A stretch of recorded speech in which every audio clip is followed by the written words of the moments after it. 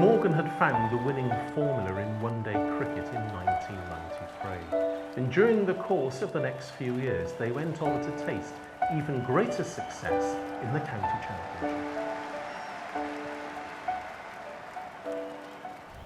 If you look at that Glamorgan team, the 97 team, you could make an argument that 4 or 5 of that team could arguably be included in Glamorgan's strongest ever 11. Now, if you've got 4 or 5 players in the same team who could be going for an all-time strongest 11, you're going to have a heck of a team. And you know, Hugh Morris, Steve James, Matthew Maynard, surrounded by Adrian Dale, Tony Cotty, and then you had Robert Croft batting at 6. But it takes all sorts of batters to make the perfect balance in the team. And again, I keep going back to the word balance, but 97, everything just seemed to be balanced, and it was just something he felt had a life of its own, and it just became organic, really. It just looked after itself.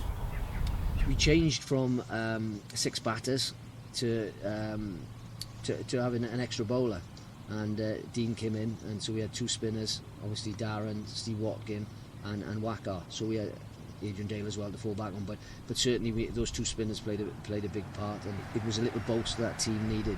Obviously the great ambition is to win that championship again. We hadn't won since 1969. The signing of Wacker Eunice, Duncan Fletcher came in as obviously the coach. Again, they were the final bits in the works, if you like.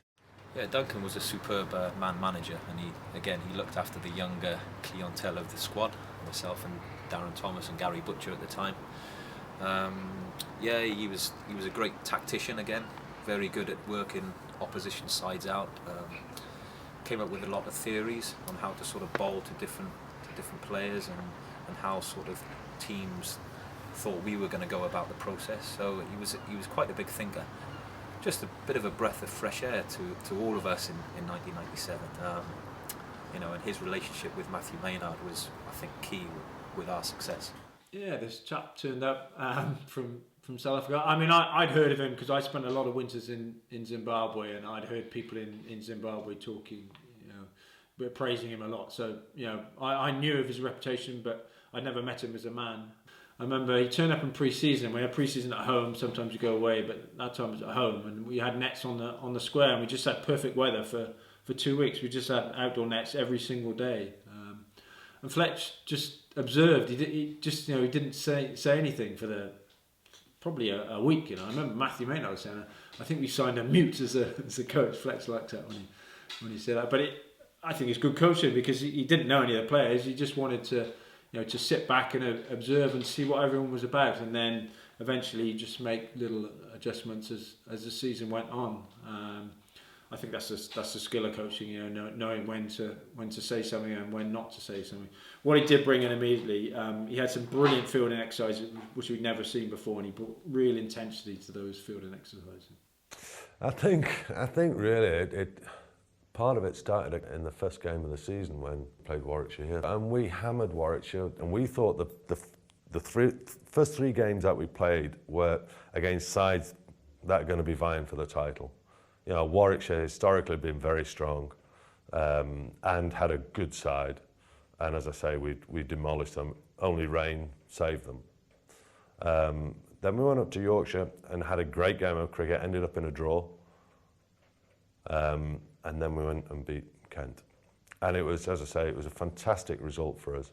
So we'd had all these low scores, and the bowling unit was really firing and on top, and it allowed the batsmen to play, because we knew in a way that even if we messed up, we had the bowlers to get us out of trouble.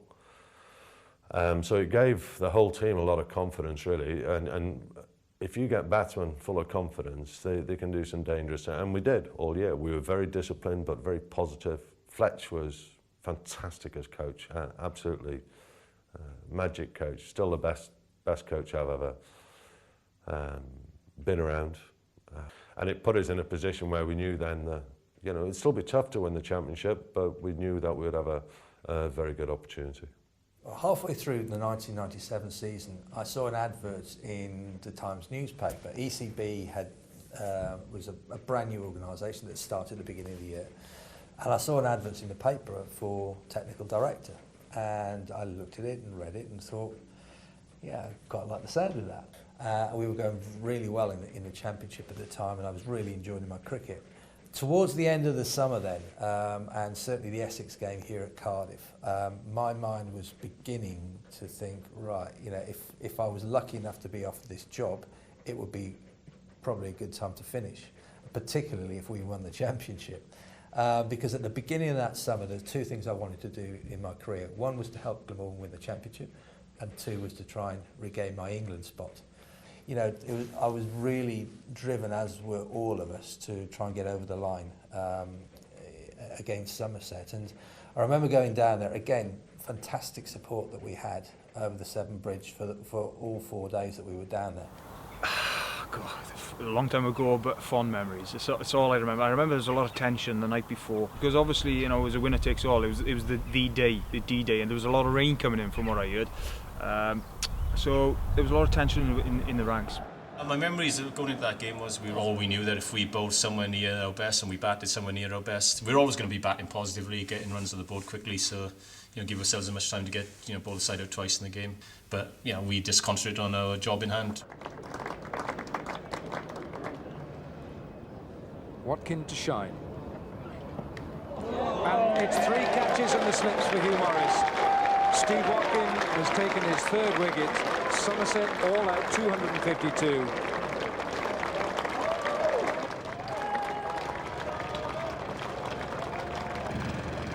Looking to hit that one well over long on. Instead it ends up in the safe hands of Hugh Morris.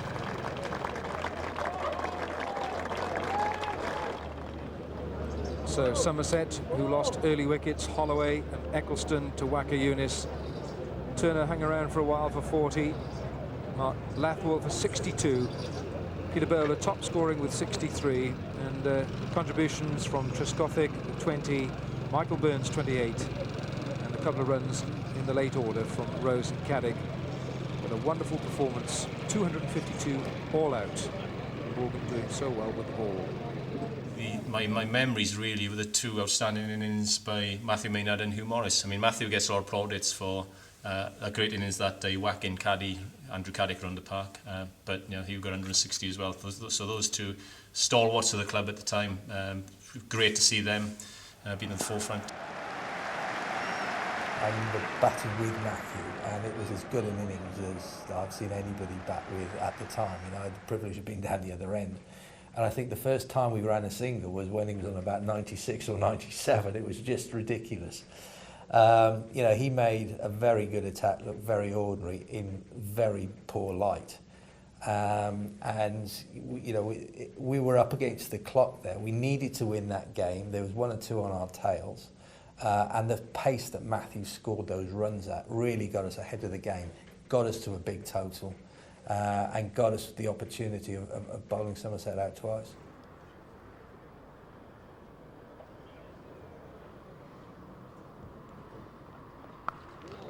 Oh, that's pulled away. It's a wonderful shot. That's a big 6 from Maynard. I think it was 160, if memory serves me, but it wasn't just 160. It was dark, but Andrew Caddick was bowling 80 odd miles an hour, swinging the ball away, and Matt was hitting him through mid-on for 4s. He just whatever shot he wanted to play that day went exactly where he wanted it. It was a phenomenal innings. That's what Matt could do. That's why I'd always say homegrown player, best player I've ever played with. Probably against as well on his day, and certainly that day it was special to watch. He's done it again. That is a magnificent 100 from the Glamorgan captain, Matthew Maynard. His 20th 4. There's a 6 in that 100 as well. The Glamorgan balcony stands. A shake of the hand from Hugh Morris, who's senior professional. That's one of the best 100s you see on any ground in the country. 100 not out from 89 balls.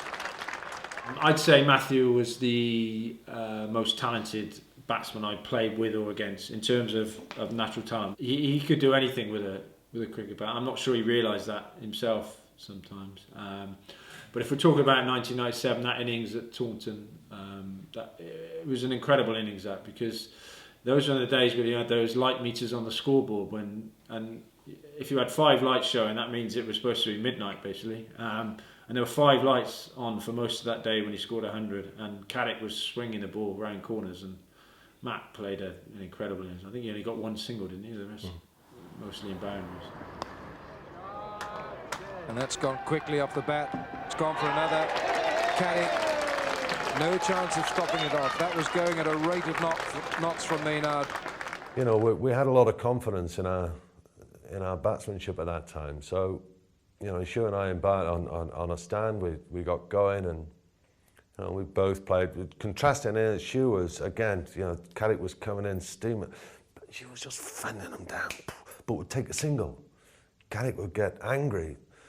Me, next ball, bowl a short wide one, I'd cut him away, or over, he'd try too hard for a wicket and I'd clip him through mid-wicket, whatever it may be.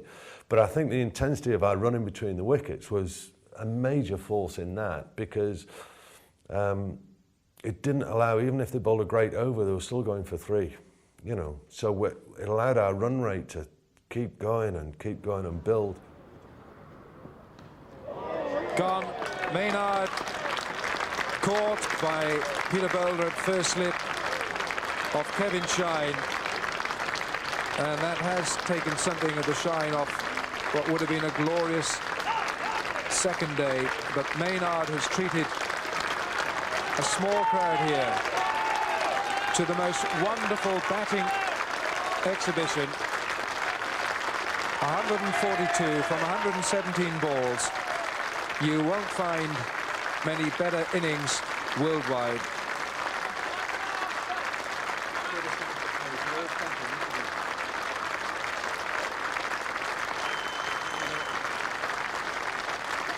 Warm applause from his teammates. The crowd standing, clapping him, patting him on the back all the way. And I have to tell you that Somerset players in the middle of the field were also applauding that innings of Matthew Maynard. Oh, that's a magnificent shot from Hugh Morris. And it is an historic shot. This is an historic innings, because Hugh Morris, with that 100, has taken his career tally to 52, to 53. It equals the Glamorgan club record of 52 centuries, which has been held by Alan Jones. Hugh Morris, 52 centuries for Glamorgan, equaling Alan Jones's Glamorgan first-class record. I remember saying at the time when Hugh retired, I think the biggest compliment I can pay Hugh as an opening batsman is that at the other end, whenever he got out, I was always surprised. I always felt he was a much better player than me, and when afterwards people were sort of comparing me with Hugh Morris, just to be sort of mentioned in the same breath as being as good an opener as him was, you know, something I felt quite proud of.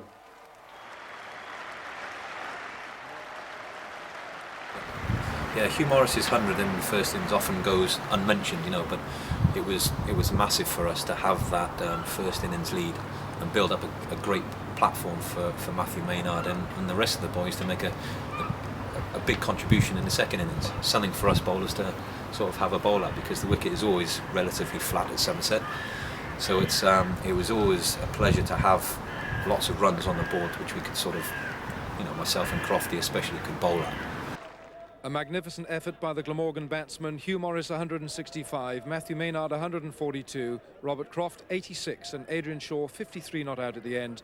527 in their first innings, a lead of 275. Glamorgan, when they bowled first thing after lunch, looking to make early inroads into the Somerset second innings. Well, day 3, I said to them, I called the missus up that night and I said, speak to the wives. Tell them to get down here tomorrow. Something's going to happen tomorrow, I know it. Peter Anderson, who was the Somerset chief exec, very kindly gave the wives a box to watch from. And there was a good number in the ground.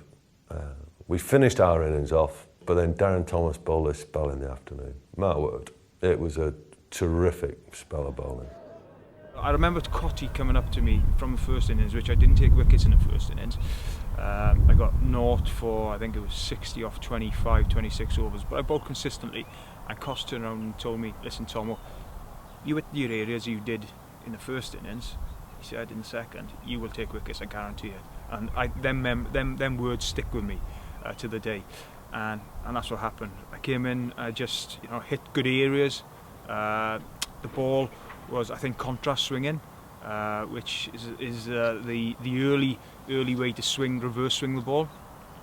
So he was doing things that I wanted it to do, and yeah, I just tried to hit good areas as hard as I could on a good Taunton deck, in fairness, and the batters made the mistakes.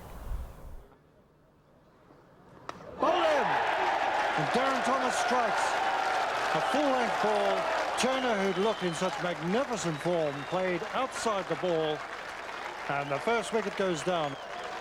Let's have a look. Full nips back and good pace. Yeah, it was just superb spell of bowling. He bowled beautifully all season in that year, and Darren really showed his true colours. Came in, ran in hard, hit the wicket hard, swung it a little bit as well, which always helps at that pace. He was skiddy, short and skiddy, but yeah, a great spell for us. Turned the game, in all honesty, and the rest, they say, is history. Like I said, Darren had this uncanny knack of enticing people to play shots against him, and he'd get a little extra 6-8 inches of bounce from back of a length that they thought they were going to cut away or force off a back foot, and they nicked, and that was his skill. He just enticed people to play shots against him, and he just took wickets for fun, early part of his career, and certainly that day he did brilliantly well. It's going to get stronger, of course. The more overs you bowl every season, you build up a bowling strength. Oh, it's gone. Yes, Darren Thomas has taken the 5th wicket. Michael Burns has gone. Wonderful celebrations all around the ground, and in the middle, his teammates rush to congratulate the young cricketer from Llanelli, Darren Thomas. Waqar Younis hasn't taken a wicket in this second innings, but he's the first to go there to congratulate Darren Thomas. Burns has gone, caught behind by Adrian Shaw, off the bowling of Darren Thomas for 18, and 7 Somerset batsmen are back in the pavilion. There's the destroyer, Darren Thomas.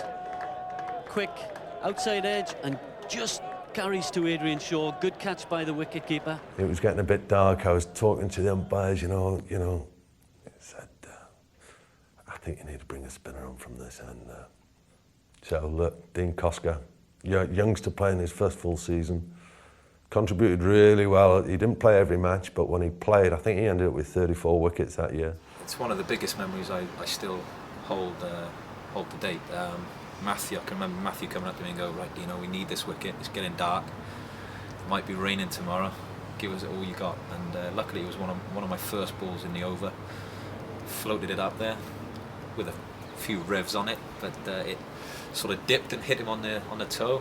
A lot of the boys were sort of mocking throughout the aftermath of it. They might have been outside the line, but I think the whole 10 of us fielding jumped up, and I think George Sharp, rose his finger, and yeah, it was a fantastic memory. And all I remember is us running off all together, especially myself and Darren. But just the jubilation and the relief almost to sort of finally finish them off, and yeah, and sort of look forward to the batting. That's out. That must be very, very good.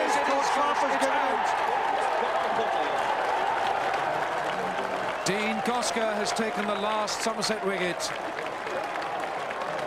LBW, and there is pandemonium here in Taunton. Matthew Maynard beaming, smiling, running, excited. There is pandemonium. Fans are running all over the ground. Some of the stumps have been uprooted by a spectator. That's not on, but it means that Glamorgan now have to score just 11 runs to win this match. And would it not be fitting if either Hugh Morris or Steve James scored the winning runs in what has been a marvellous season for Steve James, Players' Player of the Year.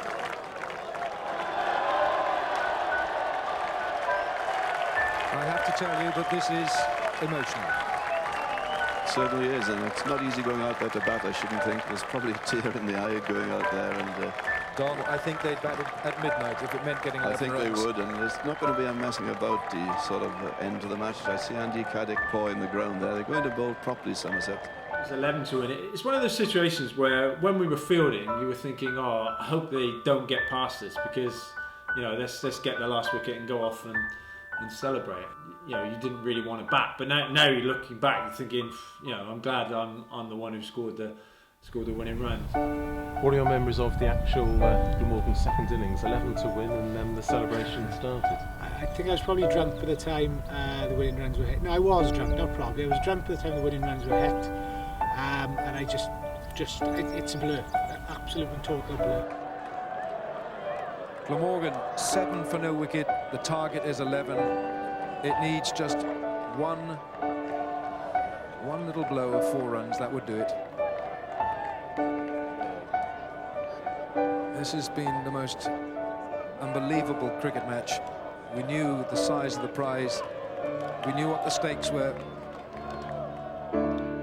Clipped away by Steve James. It's going all the way. It's 4 to Steve James, and Glamorgan are the 1997 county champions. This is drama in Taunton. Thousands of Welsh fans marauding onto the county ground. I didn't really know we'd won for a start. Graham Rose bowled me a ball on my legs, which I clipped down to fine leg, and I wasn't sure how many we needed to win. So I ticketed it down to fine leg. Thought it might be 1, but I ran down to the other end, turned round looking for 2. As I turned round, I looked up, and half of Wales was on the field. I thought we needed 5 to win for some reason. I was shouting, have we won, have we won? And next year I knew I was on some supporter's shoulders being caught up. Yeah, it was great. One thing I kind of automatically did was kind of try and grab as many stumps as I could. So I had all 3 of them down my end. And I always maintained that I was faster than Steve. So I got off the field quicker than him with my 3 stumps. I gave 1 to Steve Watkin, and I kept a couple myself. I think by the time that Steve James and Hugh Morris had actually hit the winning runs, a few of us were a little bit tipsy, so to say. But no, it was a great, it was just a great feeling. And as soon as it happened, you know, the relief, almost the relief in everyone's eyes was something to behold. Yeah, it was fantastic. Yeah, you know, we were in the changing room. There was 10 Welshmen and Pakistan overseas player. We'd grown up together, we'd played at some stage in junior cricket together. If not that, we'd played coach cricket together, second team cricket together, and that was just the icing on the cake. You know, to be involved with a team full of Welsh guys winning the championship was quite special.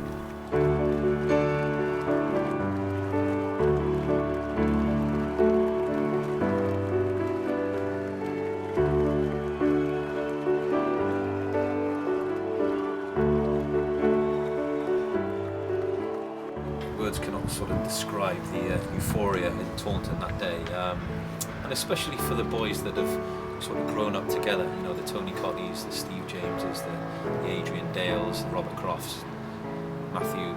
You know, those. You know, those are the kind of memories that I'd look around the change room and see all them and how much it actually meant to them. You know, Hardgraph for the sort of 5, 6, 7 years that led up to '97. You know, going through sort of maybe quite barren times to actually lift the championship in '97 was